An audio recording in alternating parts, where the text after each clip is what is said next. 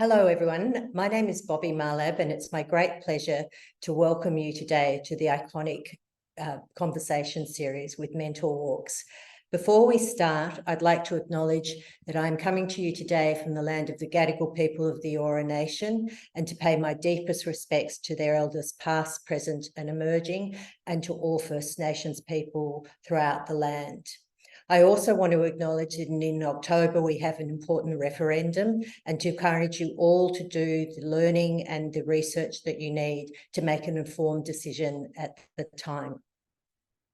It is my great pleasure today to introduce three stunning women who all have had extraordinary careers, to talk about leadership and to talk about how you get on boards. It is my pleasure, firstly, to welcome Linda O'Farrell, who's had an illustrious career in the resources sector and is currently a Director and Chief Growth Officer of Go Higher, a people and culture consultancy, after a career with Fortescue and other organisations. Linda is currently on the board of the Australian Institute of Management for WA, and she's Vice President of AMMA, Australian Resources and Energy Group. I'm also delighted to introduce Michelle Guthrie, who often joins us for these sessions because she has had one of the most interesting global careers. Michelle has been the Managing Director of the ABC. She's had senior roles at Google, at Star Group, at Foxtel and News. And she currently sits on a lot of boards in the startup community, including StarHub, the Catapult Group, B&K Banking, and Mighty Kingdom, which she chairs. I'm also delighted to introduce Jeanette Kendall, who you will see from the sign behind her is coming to us from the Melbourne Football Club at the MCG, where she is a director. We're very envious of that board role. And she is also a director of the Vicinity Group, Tabcorp and the Costa Group, after a very great career in marketing and digital and operations. So Jeanette is coming to us from Melbourne. Michelle mentors with Mentor Walks in Sydney, but actually is coming to us from Singapore, where we also run Mentor Walks, and Linda is from Perth. So we've got the depth and breadth of the country and beyond on the call with us today. The way we're going to work is have a conversation about leadership and boards, and then please feel free during the conversation to add your questions to the chat room, and we will try and get to as many of your questions at the end of the session. So I'm going to start off with the question to our fantastic panel. And Linda, maybe you could go first. Tell us about your pathway to leadership. It's such a pleasure to be here this afternoon. So, journey to leadership. I guess I was a little surprised that I ended up in leadership roles, but as I began to develop my career, I realised I loved working with people and bringing out the best in people and teams. And so it was a bit of a natural evolution, but I really learnt that it was very different skill set leading teams as opposed to being an individual contributor. So I guess I felt really lucky in being given opportunities by people who were very gracious and generous as mentors, and probably early in my career maybe saw things in me that needed development but were there as seeds. So given opportunity, took the opportunity, and then really developed a hunger and an appetite to go as far as I could with that part of my career. So yeah, that was the journey, not always planned, but taking the opportunities that came along. Bobby? Thanks. Michelle? Hi, everyone. Look, I started as a boring lawyer and started working at a very large law firm. And I figured out within about 30 seconds that I didn't want to be a lawyer. And so, you know, as I looked at the path ahead of me, which was essentially a kind of a path to being a partner at a law firm, I thought, I've got to find a way out of this. And so, you know, I really moved from being a lawyer for a law firm and then in-house working for News Corporation, where I ended up spending about 15 years of my career. And I sneakily sort of stopped being a lawyer over time and moved into business development and strategy. But really the first leadership, real leadership role I took at News Corp was when I was made the CEO of Star TV. And Star TV was essentially News Corp's operation across Asia. And the kind of key thing for me in taking on that role was I was asked to take on a P&L responsibility just before I took on that role. So I had always had as I said, legal, business development, strategy, but I still believe, to this day, that I wouldn't have got the CEO role from either legal, business development, or strategy. I needed to manage a P&L. And on reflection, when I was asked to do that, my natural reaction was, that's not fun. Why would I want to do that? And luckily, I kind of talked the CEO at the time into letting me keep on my business development and strategy role and taking on the P&L responsibility as well. But again, I kind of look back and think that the CEO role at Star gave me every job I've had since then, whether that was at Google, whether it was at the ABC, whether that was actually in private equity. And secondly, my role there was completely all-encompassing. I did it for about 5 years, and I had the time that I took on that job, I had a 7-year-old and a 1-year-old, 2 daughters. And my girls still talk about it as the lost years of kind of 5 years, where I was traveling 3.5 weeks out of the month because I covered close to half, certainly more than half of the world's population. And I was in India, China, Japan, Korea, all through Southeast Asia, pretty much, every week.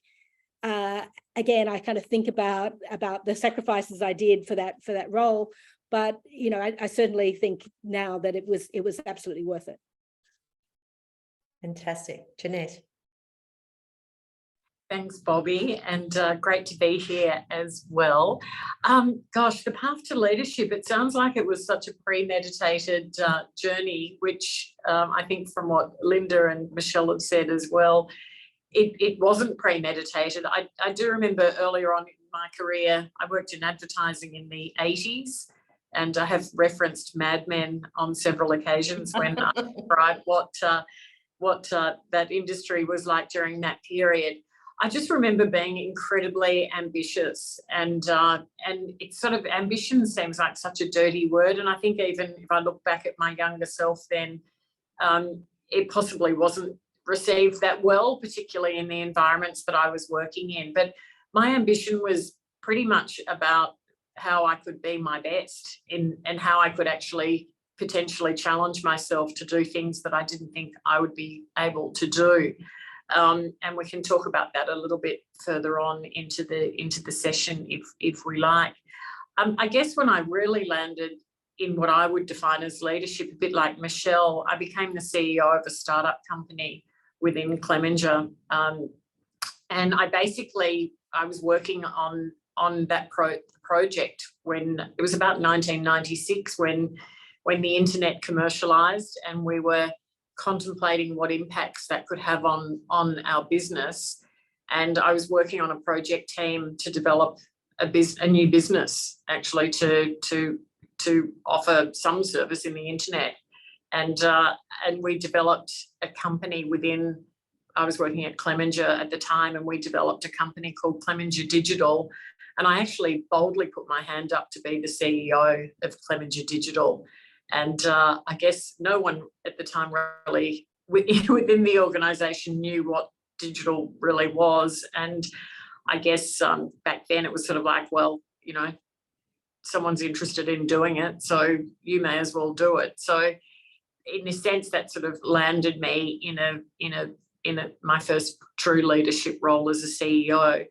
And then I subsequently left Clemenger and joined an online media company as CEO just after the dot-com bubble had burst, and there were still questions over what the future of the internet was going to be. And then in a corporate sense, picking up on what Michelle mentioned about gaining P&L experience, I consciously moved or changed my career. In fact, I tipped it upside down. I left marketing and the digital world, and I went into operations quite intentionally to get P&L experience, and that really set me up for not only the C-suite but actually becoming a non-executive director. Yeah, let's talk about that a bit more, because P&L responsibility is so commonly a key to a pathway to CEO. Can we talk about pathways to CEO and what suggestions and advice and experience that you think you can bring to the question about how people get to those leadership roles? And I also would like you to comment. It's interesting that many of us don't have a plan, that we've taken opportunities where they come. So if you can address that idea about goal setting, planning as well in your observations, that would be welcome. Linda, do you want to go first? Probably. Look, I think it's about having a vision, not necessarily having a nailed down plan. So, you know, and I also heard Michelle and Jeanette both say this, you kind of know that you want to go further, be more challenged, and have the capacity to make decisions and influence and make an impact. And so there's a vision. And I think it's this question of saying, stay true to the vision, because the opportunities might be surprising. And they might not be things that you necessarily think at first glance are things that you want to do. You know, I mean, I've lived up in the Pilbara, for example, and when that first was mooted to me, I laughed. I said, there's no way I'm going to go and live in a, you know, one-horse mining town. But I'm so glad I did, because it's that experience that then gives you the empathy and the capacity to actually take on a leadership role if you're in resources, because it's a big part of what you do. So taking risks, I think, is really, really important. And then, you know, the other thing that I found is, I guess, being opportunistic and taking on jobs that other people didn't necessarily want to do. So when I was in the people leadership role at Fortescue, and, you know, there's inevitably restructures and what have you, you know, I wanted to get some operations background as well, but I didn't want to leave the people role. So I said, hey, I'll take on the flights and the logistics and all of this kind of stuff. And, you know, ended up with a budget of, you know, $350 million and 1,000 direct people while still running the people and culture. And that was such a great experience. So I think being prepared to take those kind of risks and back yourself and build a great team and go from there. With respect to CEO, look, I agree that moving out of a functional area, if you're in a functional area, into an operations area and getting finance experience is super duper important, not just for CEO, but also for NEDs. That financial literacy, you know, is such an important thing. And I know we're not talking about that just at this point in time, but I just put it out there. I think sometimes if you join a smaller board of a smaller business and you get to sit on all of the committees that a board has, so audit and risk, maybe REM and NOMS, what have you, that can be an amazing learning experience as part of your, you know, developing all of those competencies around what makes the business work. It's got to be sustainable financially. So I think there are different ways that you can develop those competencies, but I think having that view of diversity of experience, potentially of geography, and certainly of challenge, and showing people that you can either do a turnaround or a fix it or something like that that sets you apart is massively important on that road. So yeah, that's what I would suggest. Michelle? You know, look, I wholeheartedly agree with both Jeanette and Linda on a couple of issues. Look, I love that Jeanette talked about ambition, because, you know, if you had ever asked me, did I have an ambition to be CEO? I would say absolutely not. But when it was presented to me as an opportunity, but also when I frankly looked around at my peers and thought, well, if one of them gets the role, I'll be actually really upset, right? It actually kind of puts it all into stark relief, you know, and And, you know, I think it's only when you kind of really reflect on those kind of individual decisions that you realize, oh God, why can't I do it? If that person can do it, why can't I, right? And so it makes you kind of much bolder about taking those risks and you know, frankly, saying yes to things. I mean, you know, as I said, it never occurred to me that I would be asked to move into a P&L role.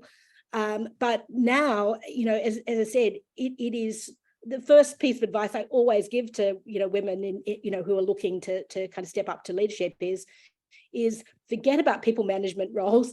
Think about responsibility for money, right? Because, you know, frankly, every role comes down to, you know, how you can either manage expenses or you know, bring revenue in.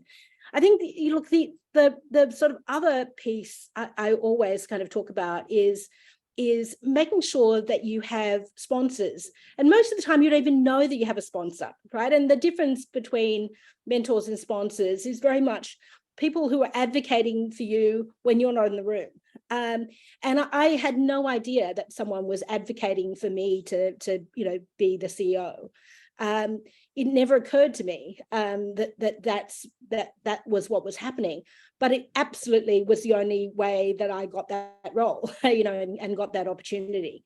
And so when you think about you know, ways in which you can show your capability, but also, you know, show your ambition to take on sort of extra responsibility, it has to be, you know, somebody who is advocating for you when you don't even know that they are.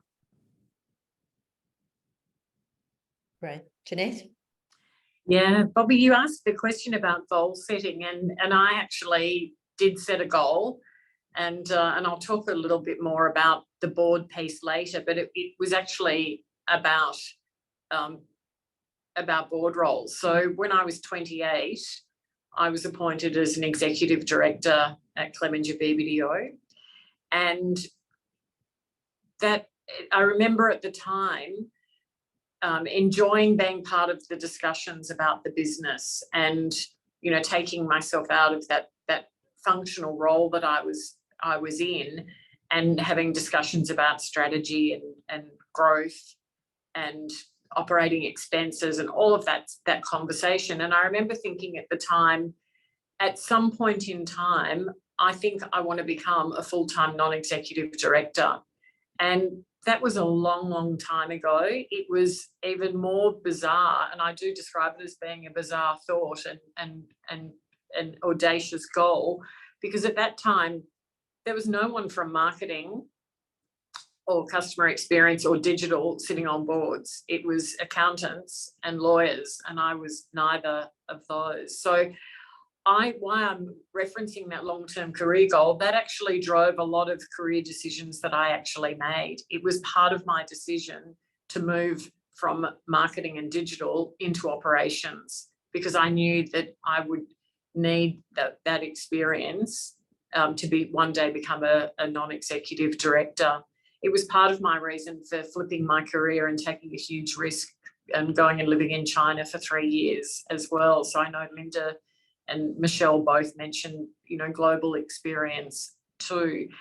I think the theme for me too in having that goal as an anchor, I actually didn't ever know when that was going to happen. I didn't ever put a time frame around it, but it gave me a context to think about the skills and experiences I needed to gather along my career journey to put me in a position to, you know, be able to potentially do what I may want to do in that time.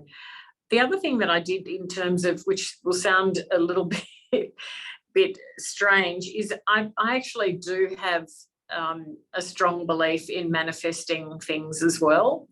And once I sort of knew some of the skills and experience that I needed, part of it was my own challenge to myself, whether I could step into different roles, but also to start visualising what those roles would be and what I would be like in those roles, what skills and experience that I had that would be skills that were transferable into the next role, and also what the skills gaps were. And then I'd start thinking about how did I fill those gaps.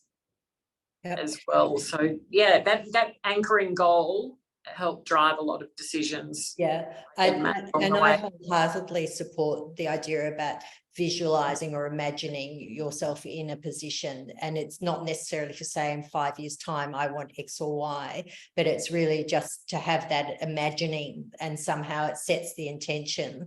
And it's extraordinary how our worlds work that way.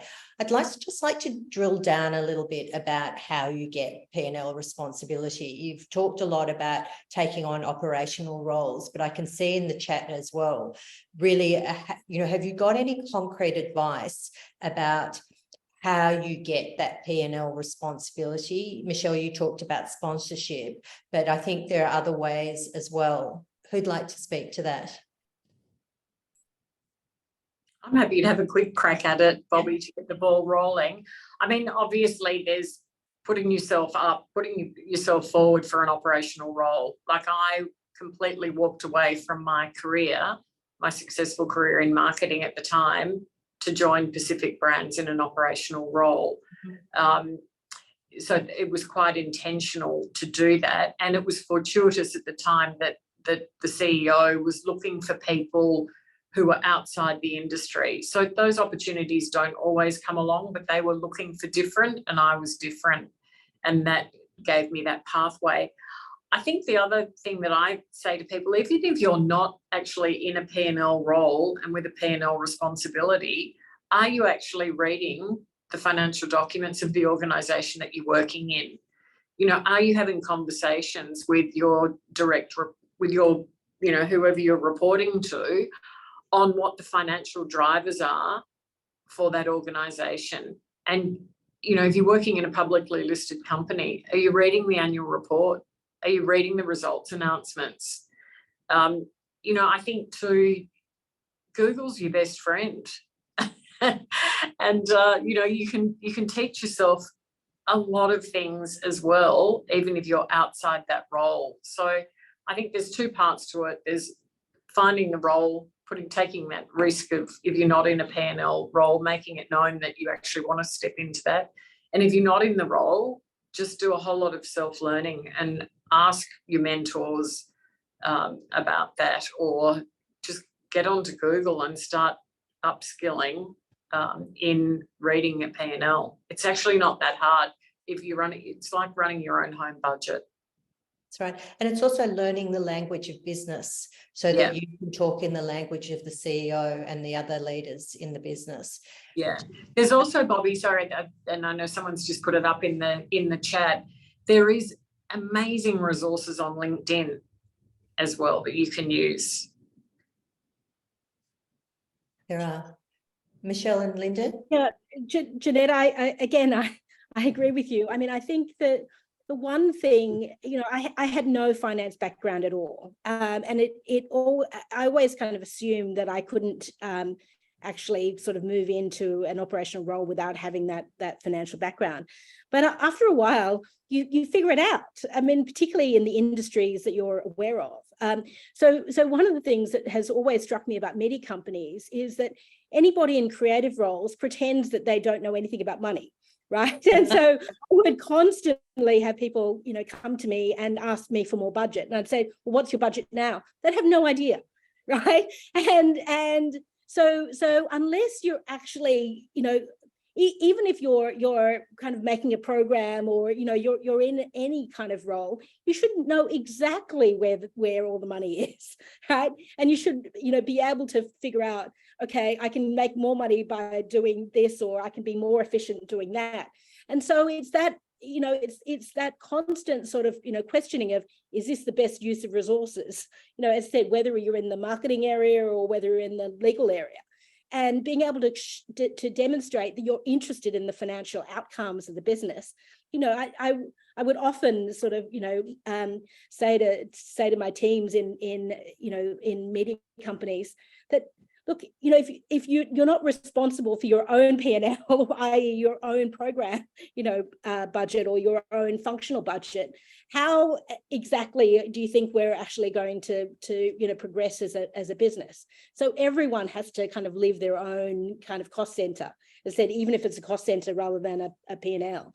You know, I think the other piece is really about you know, taking that sort of sideways move. You know, you can be, as I'm sure you were, like an amazing sort of, you know, marketing person, you know, but it's about sort of, you know, stretching yourself and, you know, trying to find a way to get some other skills. And even if it's just in a new area, or say, you know, I'll take on that project and, you know, see if I can get off the ground for you. It's, you know, if you, I always kind of, you know, tell my mentees at mentor walks, look, if you go to the CEO or your head of the department with a problem and a solution, right, they'll just say, yeah, go on, right? So rather than saying, I want P&L responsibility, if you go and say, I think there's an opportunity to make money over here, and I think I've worked out a way of doing that, will you let me do that as well as my main job, right? And then it becomes, of course, you know. So thinking about, as I said, finding problems, solving them, and you know, essentially just asking for permission to do it rather than asking for kind of a role that may not exist. Yeah. For the people on this webinar who are in male-dominated industries, which sometimes, you know, have you got any particular perspective that either builds on what's already been said or a different tack? Linda, you have grown up in the resources sector. This is familiar to you. What are your thoughts?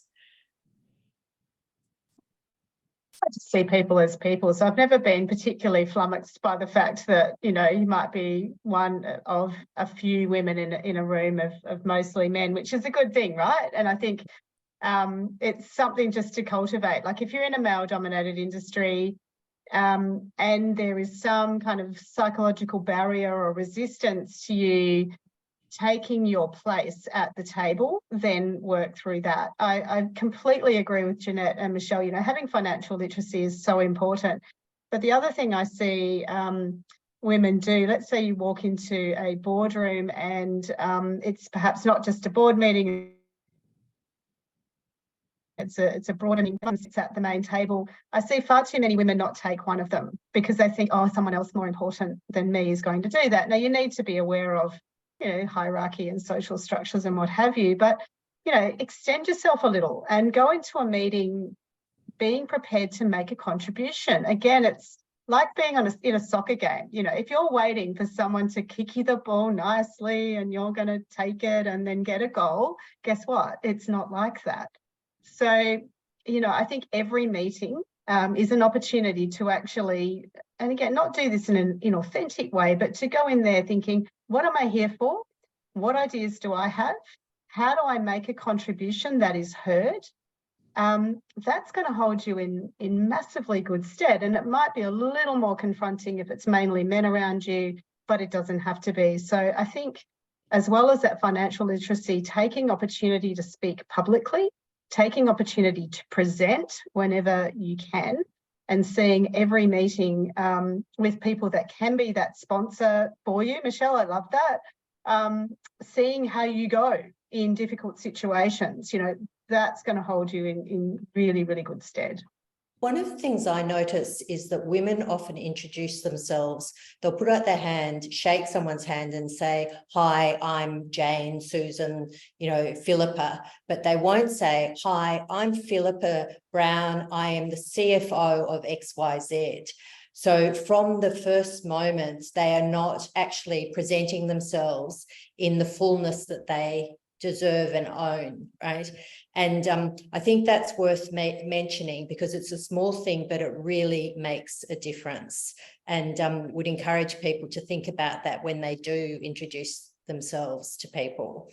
Can we switch a little now and talk about boards? And it would be great to get each of you to talk about how you got on your first board, and also whether it was what you expected and whether non-executive director life is what you expect. And maybe Jeanette, will start with you there. Okay, Bobby, I'll try to be brief with this because I did mention my first board role was as an executive director when I was 28. I did run a board career in parallel with my executive career from that point on. So I, in a sense, was on the board of Clemenger BBDO for quite some time. I was on the board of the Melbourne International Festival of the Arts, so I got heavily involved in the arts world. At some stage, years ago, I was on the board of the AFL Players Association in an advisory capacity. So early on, I actually just said yes to lots of opportunities that came along because I made it known that I was actually interested in board roles. And that was unusual at the time back then. I love that it's not unusual now. I think more women are speaking up, saying they want a seat at the table and they want to understand the pathways to board roles as well. So I think doing that in parallel with your executive career is a great starting point.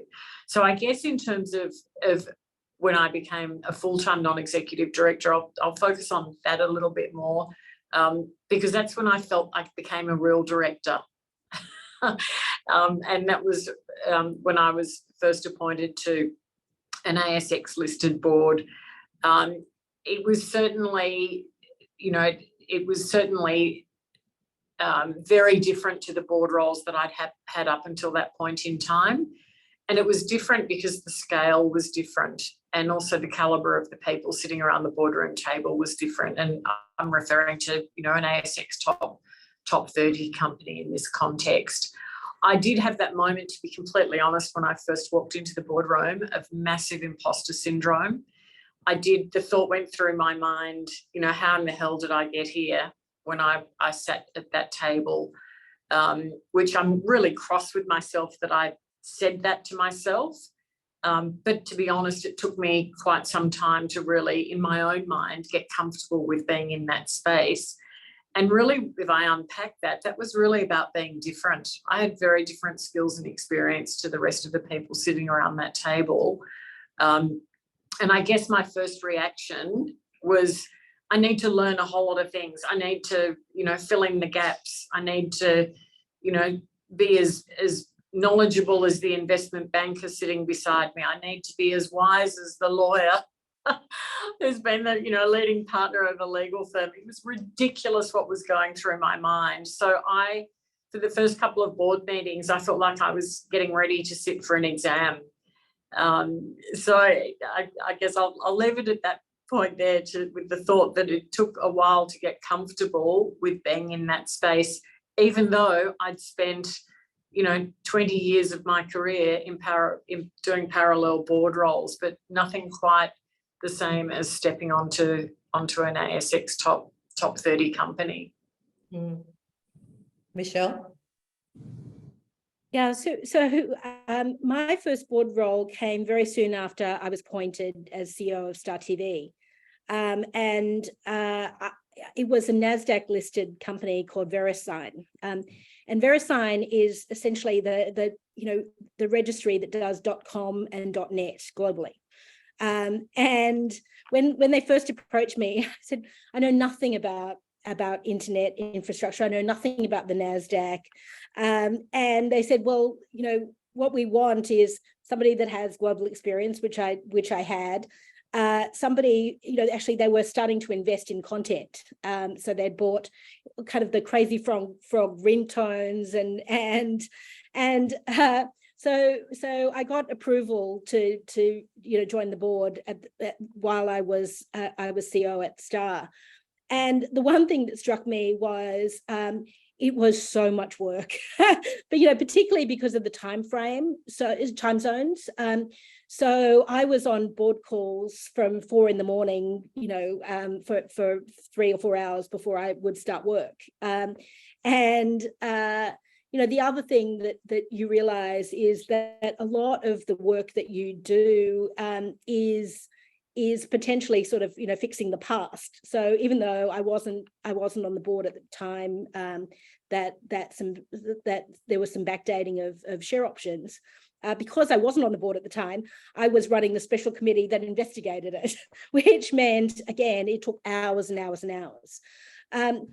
But I learned a lot. I learned a lot about an industry that I knew nothing about. I learned a lot about the Silicon Valley and venture capitalists, and and it is a very, very large company, and seeing actually a large company kind of operate, I think actually made me a better CEO. And so that was kind of my first message, which was, definitely, I insisted that every role that I took on after, executive role I took on afterwards, I would have one, significant board role.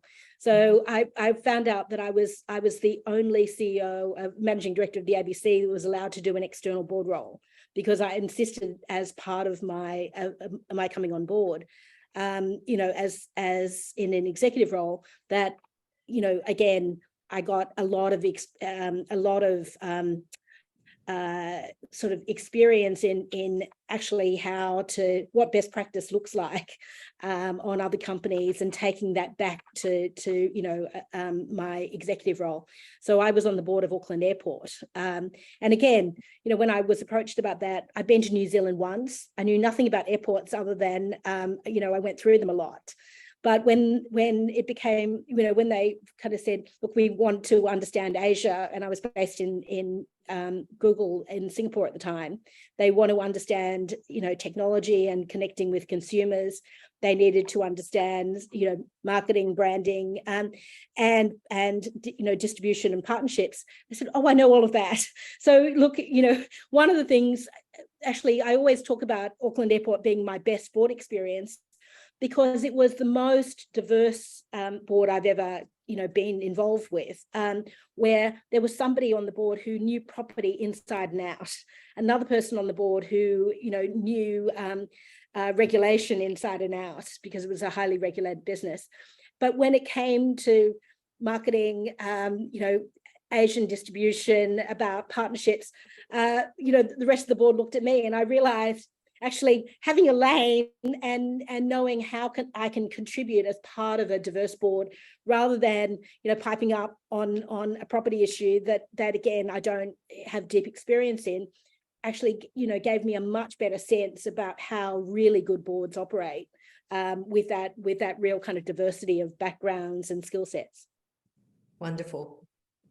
Linda. Thank you. I agree. I think I started my board career while I was an executive, and the two thoroughly inform one another. So, and just a little manifestation story, I love that as well, Jeanette. I was asked, when I started to think about boards that I wanted to be on, I needed to be on something that wasn't competitive. So I thought, well, not-for-profit would be great. And I was asked by a board recruiter, well, what sort of organisation would you like to work with? And I said, well, Lifeline, I really think Lifeline's pretty amazing. And then 3 weeks later, completely unrelated, I got a call from them saying, would you like to consider joining Lifeline Australia? And I did, and it's such an amazing organisation. So sometimes you put it out there and it comes. And I found, understanding governance from that perspective really helped me in the C-suite, dealing with a board of an ASX 10. You just get an appreciation of what they're looking for and how you can actually serve your board better. So if you can do both, even though you're very busy, it's such a great thing to do as a step towards your directorship. So I would say work out what you're passionate about outside of work, and start thinking about life as a portfolio career. That might sound unachievable now, but you'd be surprised, how you can actually contribute in community. And not-for-profits are incredible learning ground. You can make a massive contribution.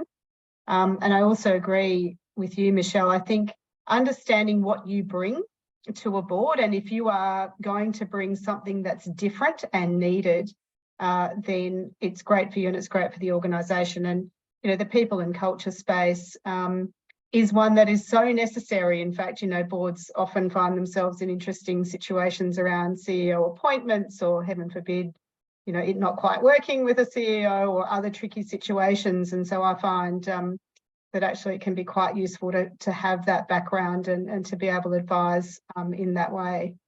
So yeah, I'd say go looking early.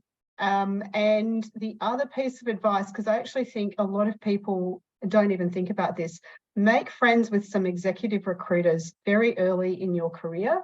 It's a long-term set of relationships that you should have, one or two, not too many, but let them get to know you and you know them, so that when you're starting to think, look, I've done what I can in a role, you know, I should be thinking about my next step, they're also out there looking for you and being part of, I guess, your team in your next career development as well. So if you haven't got that as part of your thinking, then I'd really super encourage you to do that.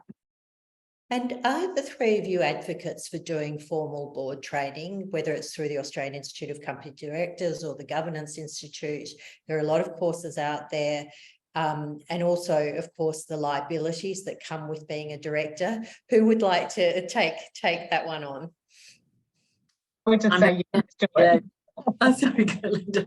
I'm a huge advocate for it, Bobby, because I think the very first question I ask people when they come to me and say, I want to be a board director, is, well, why? Why do you want to be a board director? And also, have you looked into what the role actually is?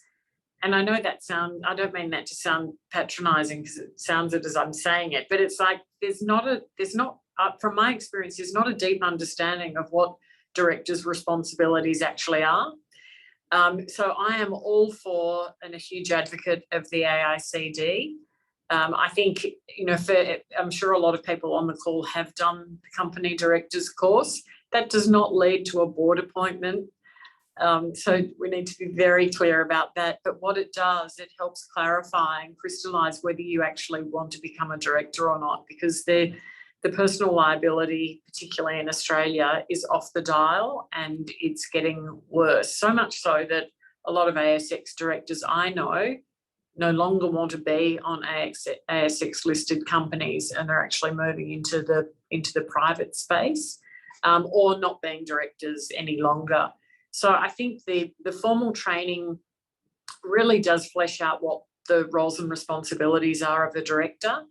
But also, importantly, about halfway through that course, I think everyone who does the course about halfway through sits there and goes, oh my God, why would we want to do this? So you get over that barrier, but that question does come up for every cohort doing that course.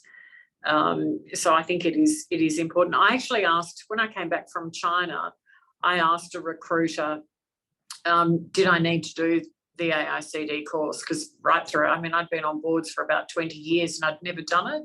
I was actually a fellow of the AICD, and had been a member for a very long time, but had just never got around to doing the course. The recruiter said to me, look, it's actually a bit of a hygiene check to be appointed onto a board. You need to have done the course. But as I mentioned, it's not going to get you a role. So it's hygiene, but more importantly, I think it really helps flesh out and deepen your understanding of what the responsibilities of a director are, and really deeply working out whether you want to do it or not. I think that's critical for it. Can we flip this for a moment? And I'd like each of you to talk about, if you were doing your own due diligence on whether you want to join a particular board or not, what questions do you think you should ask? Because not all boards are well-functioning boards. Not all organisations are well-functioning. There are a lot of not-for-profits that are really eager to bring skills on, but they sometimes have their own issues. So can you each take us through and perhaps build on each other's suggestions about, when you're considering a board, what questions you should ask? Why don't I start? Look, one of my kind of bugbears, I guess, is a lot of people shy away from startup boards and pre-IPO boards.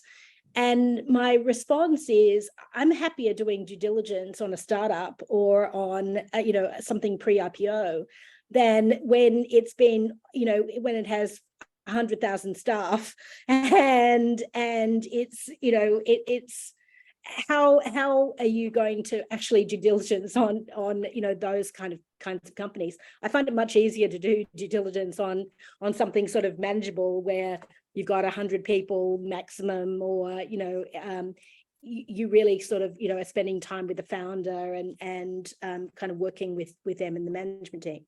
So I'll say, don't shy away, in my view, don't shy away from smaller companies, because, as I said, I think that it's simpler to do due diligence around that.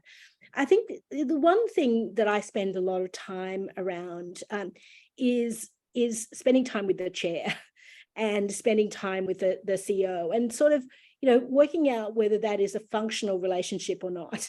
Because I do think that the kind of worst things that I've seen are really when there is when the CEO and chair are not aligned, and I think that's a recipe for disaster.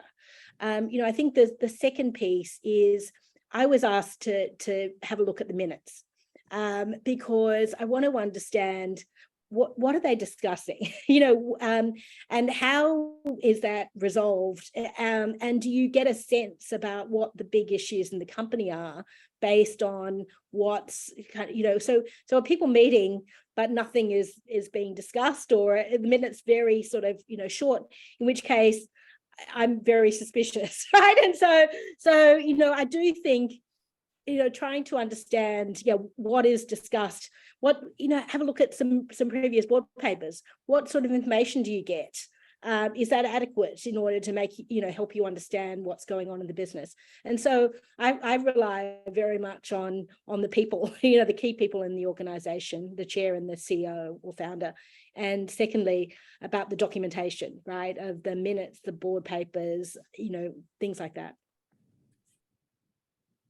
Linda? Yeah, couldn't agree more. I think that the chair-CEO relationship is critical, and if you haven't met both of them and spent a fair bit of time with them, then there's something up. And preferably, I think meet as many of the directors and executive as you possibly can. I'd also suggest looking at the skills matrix of the board, so you understand where the gaps are and how you might contribute to them, assuming that it's an area that you're interested in, because one way or another you'll probably do a lot more work than you expected to. And that not-for-profit piece, Bobby, is so important.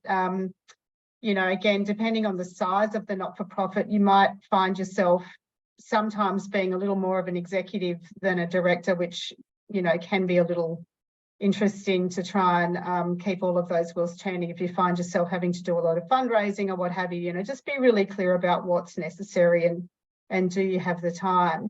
So I think those are the key points. I saw a few questions coming up around forums for people getting on boards and what have you. And look, I think I totally agree. Do the AICD course, because you should be aware of what you're getting into. And in fact, even if you decide not to be a director, it certainly helps you if you do want to become an entrepreneur and set up your own company. So I'm doing a couple of startups at the moment, and it's enormously helpful to understand the really complex regulations that we live in Australia. So even if you choose not to take that company director's path, it will help you as an executive, or it will help you as a person who might want to start your own business, because sometimes, Michelle, it's a whole lot easier to get where you want to go if you're in charge of it. So I think there's a few different ways.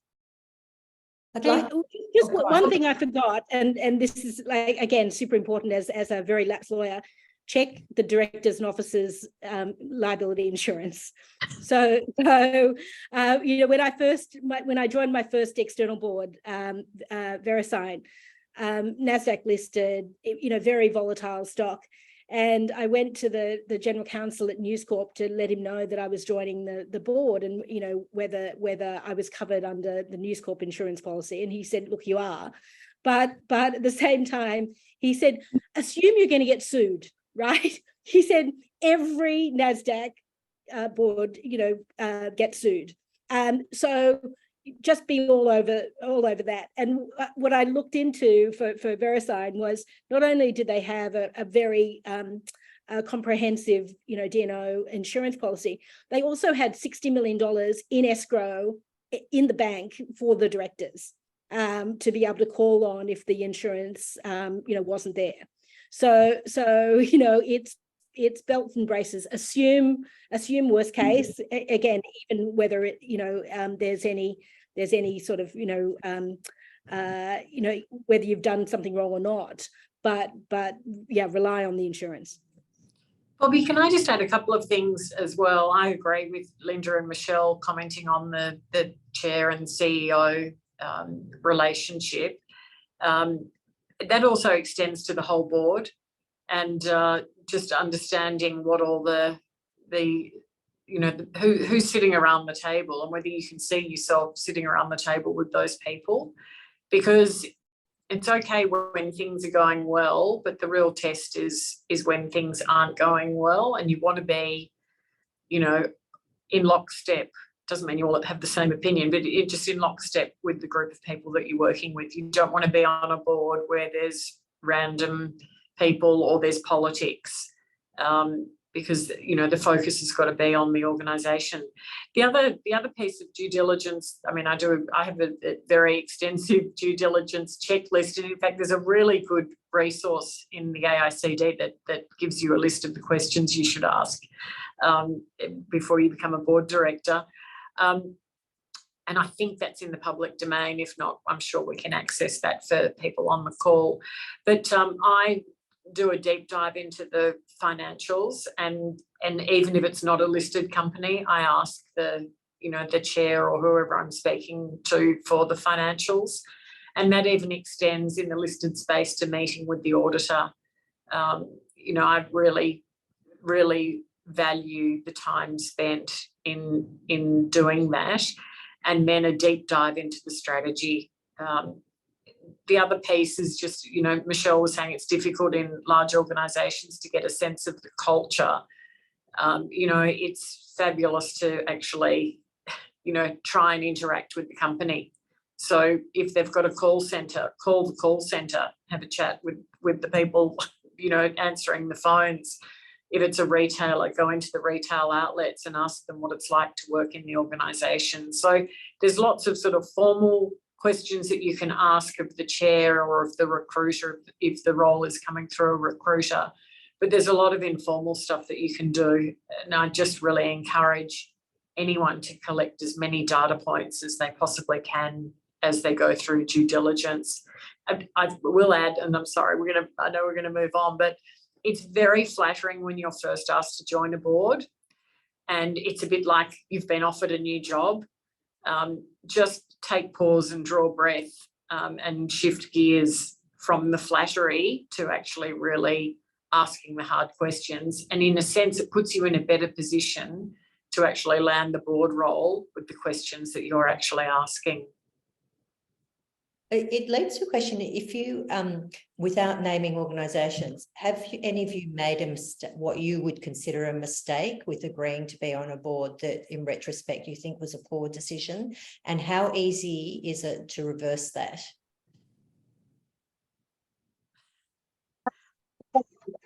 Not very close. And I decided to withdraw after an offer had been made because actually I felt that they hadn't really represented what was needed with absolute integrity, and they were pretty sloppy around the process actually. And both of those things, I think your intuition just comes up and you think, it's difficult to walk away, but I better walk away before I get too involved rather than once you're in it, you're in it. And, I think just, keeping your eyes open through the whole thing. And even if you get right to the end and you've made an offer and you're going to start, if something happens and you think, actually, it's just not feeling right for me, make that right decision at that time. So, yeah, I've come close, but that I haven't sort of had to leave once I've started, which is hopefully how it's going to remain. Okay. And we've probably got time for only a couple more questions, but one that's here is, what are your suggestions for making the shift from a board role on a small not-for-profit to targeting a for-profit or going on a for-profit board?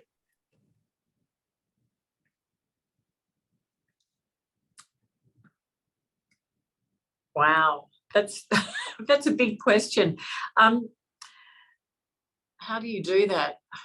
I think you still need to let it be known that that's your ambition to do that.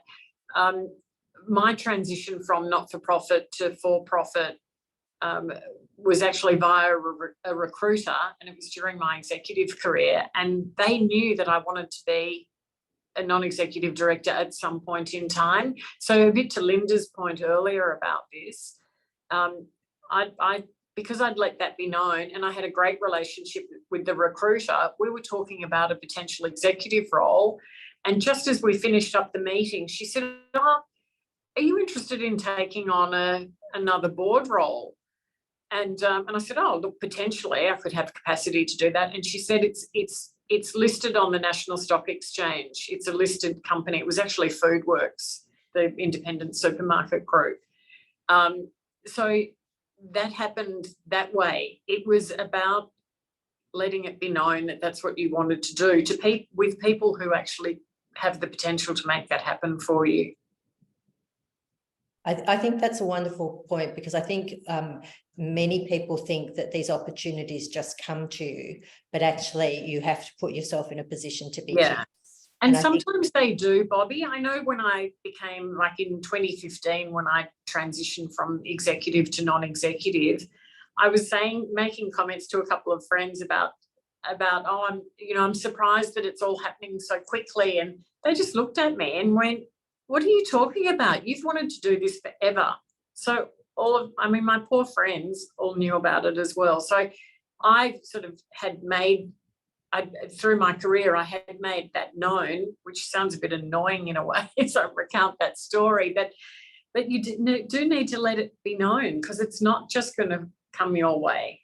I mean, some things will flow, but it'll feel by chance, but it only happens by chance because you've let people know that you're open and you're interested in pursuing those opportunities.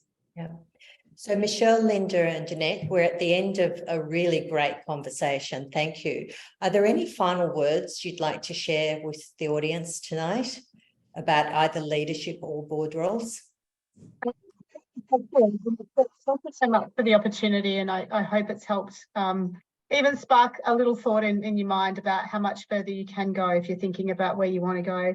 The last thought is, everyone you meet may well end up being someone who could actually help you in your career further down the track. So I've certainly found board roles because I've done, other stuff for people over time, sat on committees, done things that didn't necessarily appear to be part of my day job. And when you see those as opportunities to develop relationships and take joy in that, sometimes they come around, and when that opportunity is there, it just smooths the way. So I think if you've always got that in mind, enjoy today, enjoy the people that you're meeting.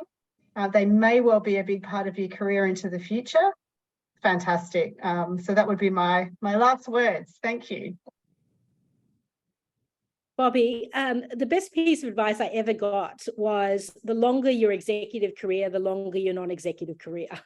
So I do, encourage everyone listening to really pursue your executive career as far as it can go. And don't be, even if you have a setback, don't think that just kind of moving to a portfolio career too early is the right thing to do, a portfolio non-executive career. I do think that, part of the reason that we don't have enough women in leadership in companies is they all go onto boards too early, and onto many boards too early. So I really encourage you to keep going with your executive career. Take on a board role, at the same time, but don't make that switch too early, because it's hard to go back. Thank you. Yeah.